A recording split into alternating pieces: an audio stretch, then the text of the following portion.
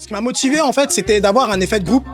Savoir que quand on est entrepreneur, c'est souvent un chemin seul, tranquille, pas souvent tranquille parfois. En fait, on est souvent seul en fait à prendre des décisions et le fait de savoir qu'il y avait des personnes qui étaient passées un peu à travers le même parcours que moi ou qui avaient vécu un peu des similitudes en fait en termes d'obstacles et de défis.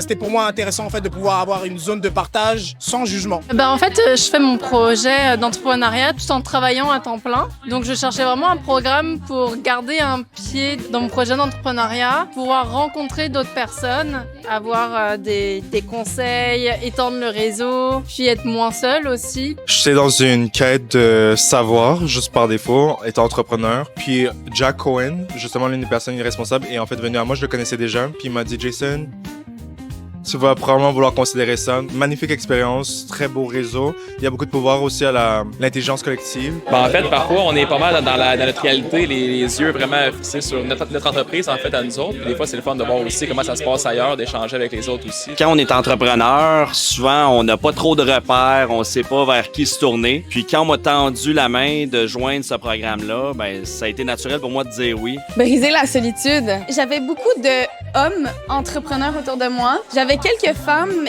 mais j'avais vraiment envie de rencontrer d'autres femmes qui pouvaient vivre peut-être les mêmes enjeux d'être entrepreneur, de surmonter un petit peu le syndrome de l'imposteur, de trouver des ressources.